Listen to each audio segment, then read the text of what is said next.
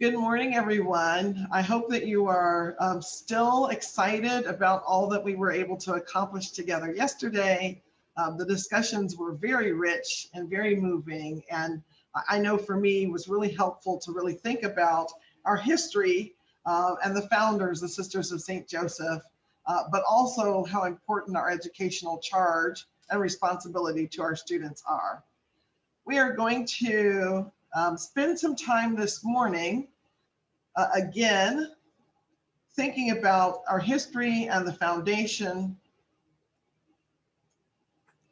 And today for our large group and small group activities, we're going to focus a little bit more on specific teachings and leanings from the Sisters of St. Joseph.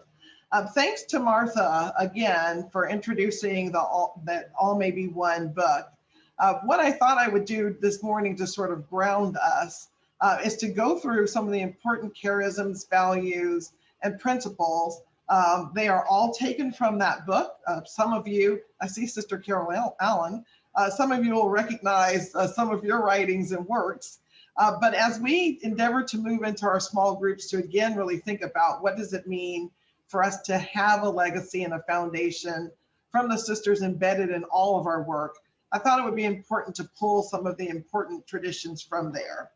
But I thought I would start with this. One of the, I think, pieces that we came from the last gathering was really thinking about all of us and how embedded the charisms, the values of the sisters are. We talked yesterday even about Regis, and you can't walk down a sidewalk at Regis without seeing a charism, a maxim, either on the sidewalks, etched into the sides of buildings. I know some of our campuses, even in the workout centers and our gyms, have places where maxims are being projected. It's going to be important for us as institutions, not only for our students and the educational experiences that we bring to them, but for our integrity and fiscal responsibility to really make sure that we're marketing and branding ourselves. There's great worth and value in following in our tradition and our foundation and legacy that we need to tout, I think, in a more intentional way in the future.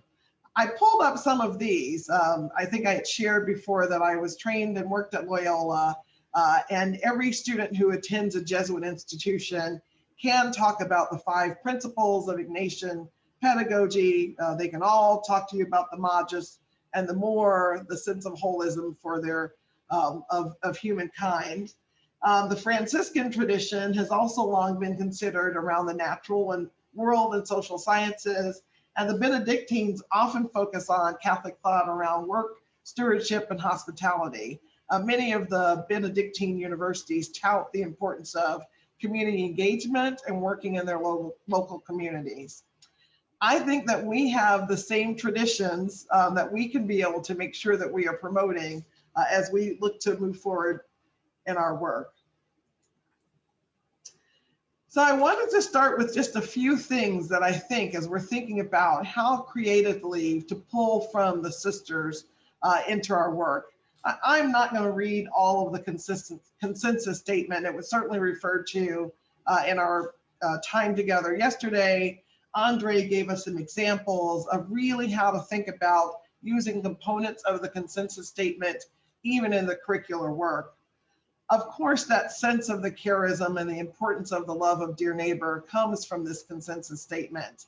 And as we talked about yesterday, that underlying value of love really extends to that sense of Catholic social teaching around the importance of human dignity and that sense of the importance of community.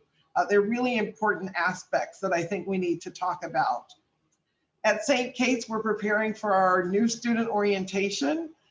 Actually more excited now because we will actually be able to welcome our first year students live face-to-face on campus as opposed to a virtual orientation.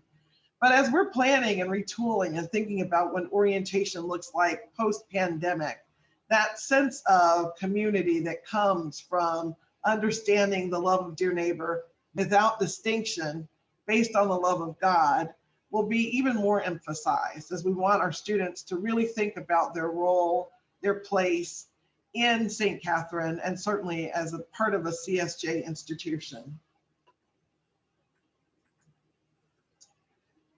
This is the final part of the census statement. And again, I think it's an important piece as we move into our small groups to begin to think about, are we using components of the consensus statement in our work? Is it part of our recruitment materials? Is it part of how we think about our co-curricular and extracurricular activities on campus for students? I love this piece, and they all be one from Sister Carol and Martha Malinsky about LACE. And certainly we talked yesterday about the spirits of the founders' learning outcomes that Mount St. Mary's developed as part of their general education curriculum.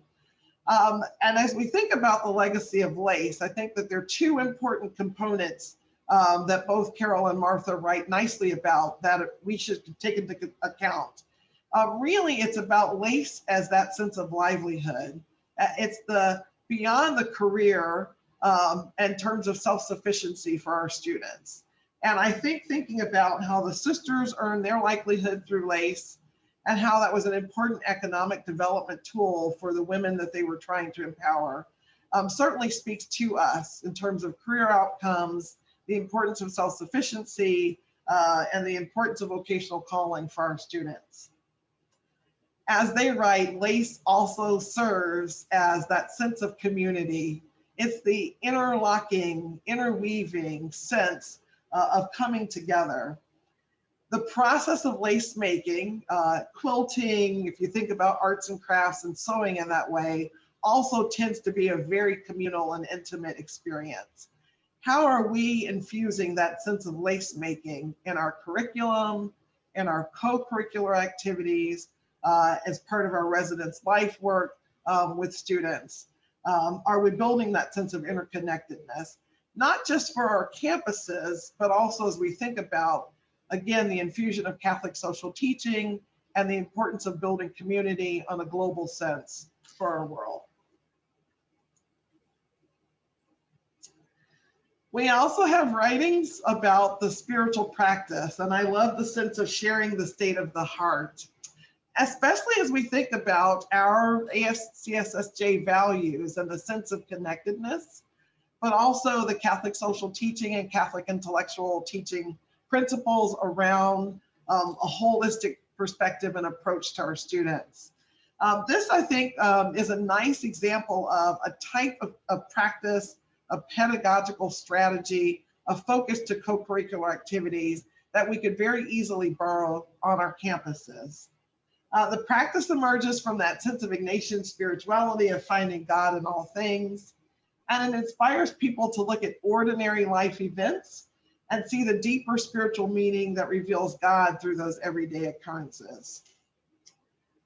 In the book, you'll learn more about the sharing of the state of the heart, but essentially has four components. It's the gathering prayer, which I think we can extend to the calling together.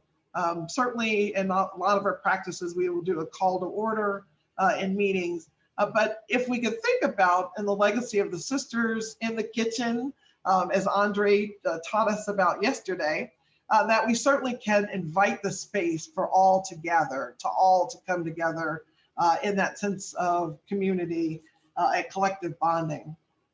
The sharing the state of the heart also provides times for individual reflection.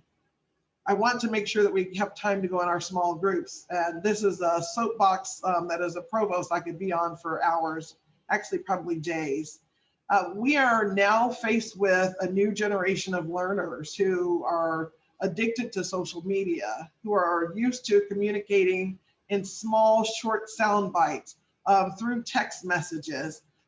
They are the generation that is bombarded with images, bombarded with media, and I'm not sure that our K-12 experience is helping students to really think about those opportunities for reflection. For us as higher education institutions, that sense of reflection is critical for integrating all of the experiences that they have on campus. What I think we're going to face is students who come in, take a course, finish the course, move to the next course, finish their degree programs, and without that sense of intentional individual reflection opportunities, they may not integrate the experiences in the way that we might have as students or certainly in the ways that we assume as higher education professionals. So building in that time for individual reflection as a part of that practice, I think will be really critical for us. The sense of communal sharing is the third part of the practice. I am so excited and bouncing in and out of the small groups because I'm learning so much from all of you. And the best part of the national gathering that we have is the opportunity to network, to come together for that communal sharing, for shared experiences, for affirmation of our experiences, and for personal growth.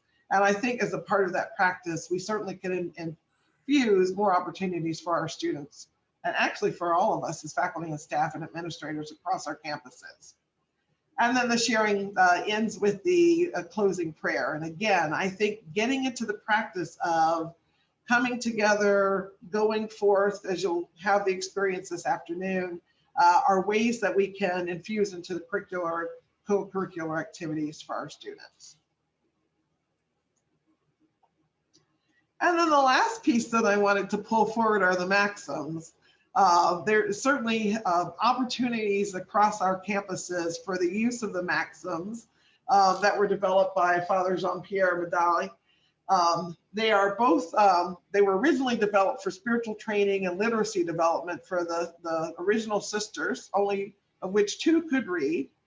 But they were also part of a way to help practice and build in that sense of reflection, the ability to see God in all things, and certainly to elevate all that women are capable of doing.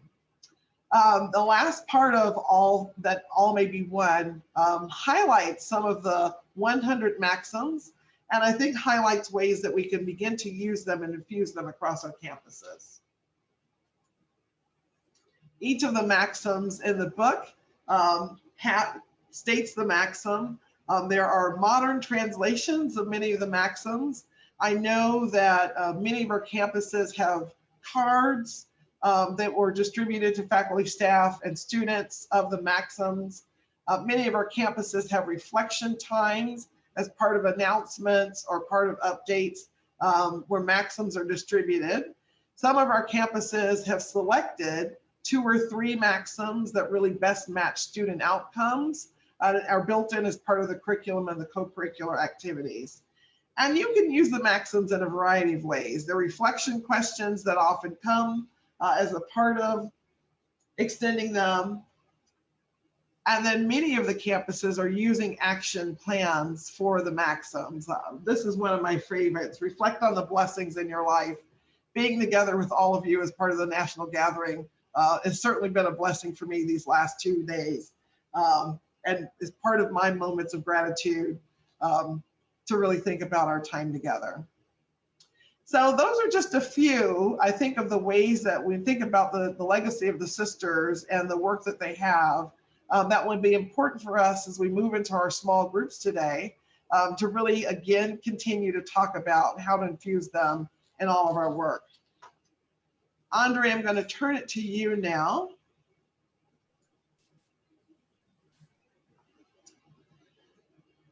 As part of the small group, we would like individuals to use methods from the Lepuy method that Andre talked about with us yesterday.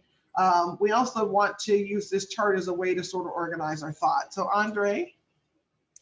Thanks. Thank you, Anita. So building on the foundation that Anita has laid in the presentation so far and all of the work that we've been doing thus far, like working with this table is another way to operationalize or bring life to the a pedagogy based in the charism. So see, assess, act, that's kind of rooted in Catholic social teaching. It's often framed as see, judge, act.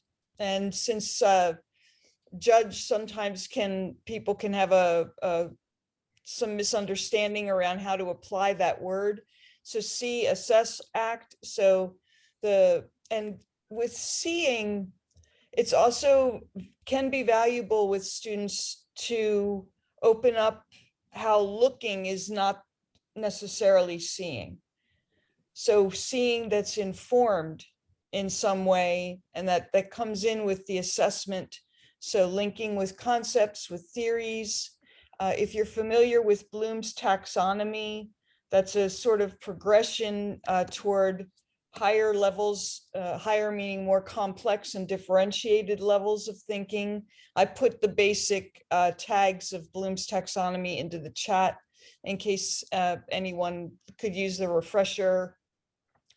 But building from remembering kinds of tasks based in memorization all the way up to co-creating activities or curating, making things. Then action, how to link what has come, from examining a social problem, examining a dimension of racism, examining a natural phenomenon, whatever the point is, what action in terms of linking with policy perhaps, or designing a workshop design or other deliverables. Students in some of the classes I've taught, they design workshops to go back out into their community. Like if you were going to prepare a workshop on voting rights to serve in your community, what could a 3-hour workshop look like if you were going to hold that at your community recreation center or something like that? And then reflection and metacognition, importantly, that's tapping into the inner work that also corresponds with whether we might be, and so my disciplinary bias will show whether it's kind of the inner work of democracy, the inner work of the charism. There's an inner work to step up to with that also can ask a lot of us. So supporting students and each other with that. And then also the value, some of the things, the optimism and joy in the human experience, the reflection in nature, the beauty of nature, letting those things touch to us as well, especially as we continue to navigate emerging whatever kind of post-pandemic context, but certainly the 21st century is already showing itself to be a time of great upheaval and changes. And the only thing about I guess the most stable thing about a norm is that is change. So, and then metacognition, encouraging students to be in their self-awareness about their thinking processes, how they approach learning, how they engage with other people, how they engage with the dynamics, with the kinds of things that might arise within themselves as they encounter material that might be different or challenging in different ways to them.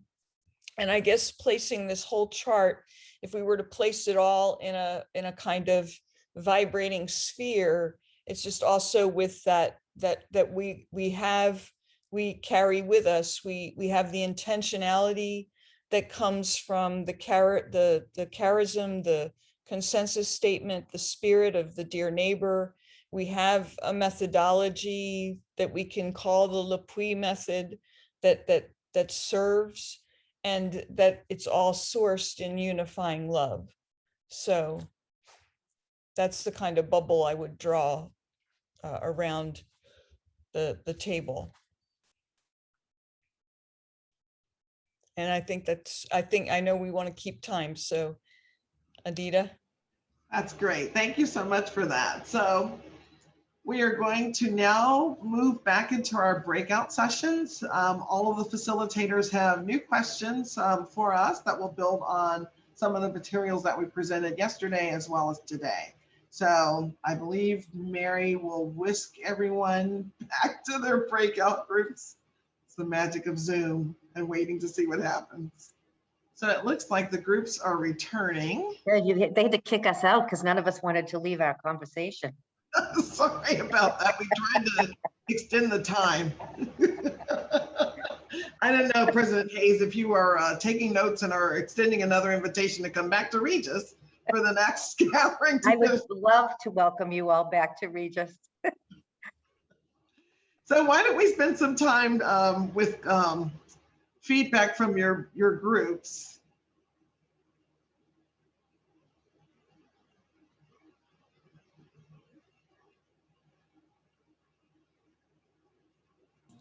I'm never shy. And Katie, I hope that Katie Campbell, let's do this together. Our group is Natural Sciences, Health, and Education. So we did come up with 5 essential elements. And one is that we need to help our students see that they are preparing for a vocation, not a job, but a vocation. And that in this vocation, we have to teach them the skills. We were relating this to the early sisters, and they went out and they taught people how to make lace. So it was active learning, and they gave them a skill so that they could support themselves and with dignity. So wrap the whole vocation around that. Then the second thing was treat our students, and then we had all sorts of bullet points supporting that. The second one is treating our students as the dear neighbor. And we have many bullet points there, which I hope all of this is going to be shared somewhere. But treating them as the dear neighbor means look at the gifts they're bringing, look at the background and the prior knowledge they're bringing, build on that, create relationships where it's a we rather than an us versus them, create relationships that are culturally sensitive. So then there's all of that. Then number 3 was reflection. We have to teach them how to reflect. And that's related to metacognition, which was another essential. But we have to teach them that how to reflect, how to debrief, how to think critically. And then with metacognition, our kids do not come to us thinking critically. So we need to teach them how to think critically. And then, Katie, what was our 5th one? It was the Lepuy method. Yes. That in across all different disciplinary areas, and making sure that students are aware of the origins of that method and can apply it in their Yeah, where you observe, then you reflect, then you act. And one thing I shared with the group, because I know Andre brought up Bloom's taxonomy. Well, Krathwohl also created a taxonomy of affective behaviors. And this fits beautifully with the Sisters of St. Joseph.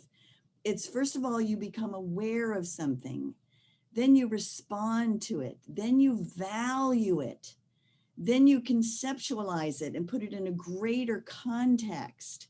And then you find your place in it and how to react to it. So I just want to add Krathwohl to Bloom. Katie, what else? Had it I was following along. Yeah, we had an awesome group conversation. Thank you. Fantastic group. Thank you, people.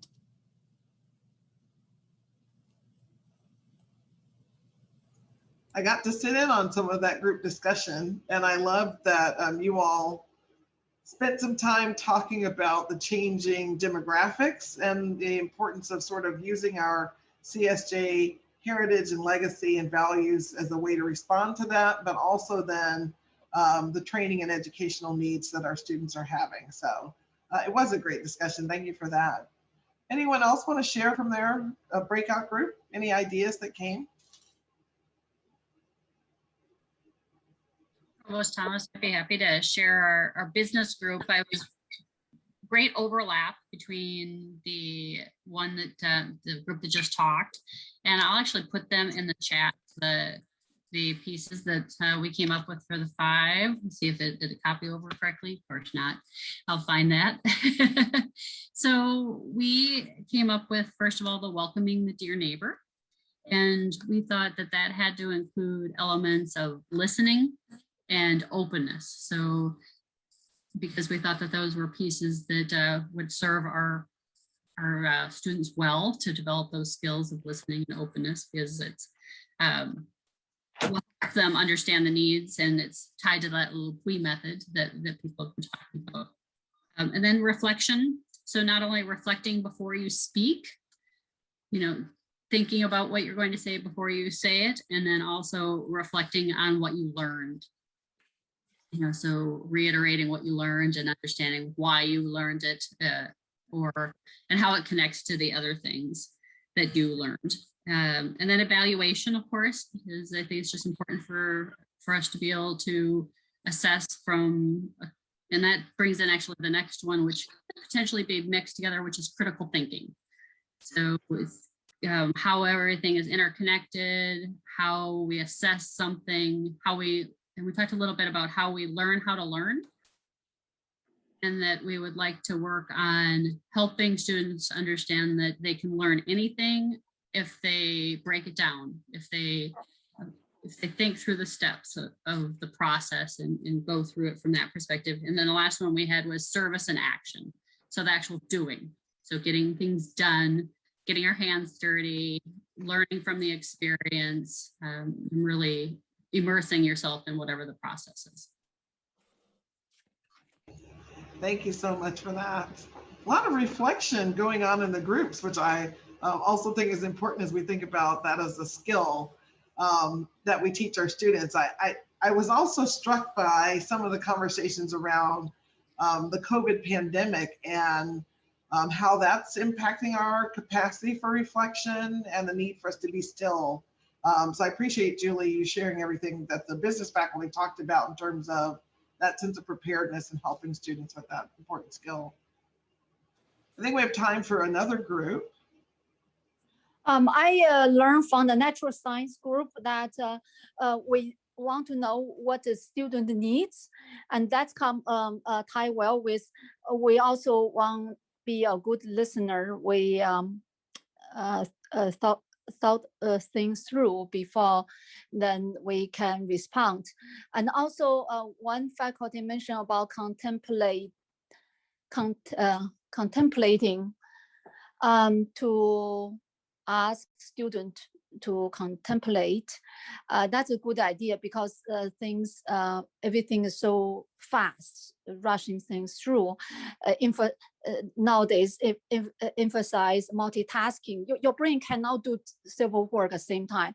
It's all end up sequentially in your brain network. So I think that's a good idea. I will put practice in my teaching is, say, in the during the class, I will pause. I ask students, would you contemplate with certain ideas, ask them to write it down, and then I ask them to share.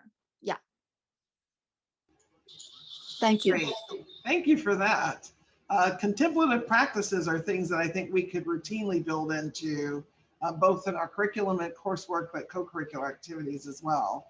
And again, that really space for quiet, for reflection, and then for integration of learning, I think are going to be really important for us. Well, I'm going to wrap us up watching the time. I want to thank everyone for these last 2 days of small group discussions and sharing of resources and ideas across all of our respective areas of responsibility. There will be a part 2. Part 3. All of the facilitators have been taking copious notes on Google Docs and sharing them with us. And so we will be putting together materials to send back to all of the institutions for your use in each of the respective areas. And I think that we will then work on action plans. One of the things that's coming to my mind in particular as I think about what's happened in these last 2 days is the opportunity for shared professional development and for growth. And so I think that each of the groups has the first steps of action plans and concrete next steps. And Martha and I will be communicating to you after we spend some time going through the notes and looking at themes and figuring out what our next steps will be. So thank you so much for your participation in this pedagogical strategy experiment. I think it has gone far better than when I exceeded my expectations.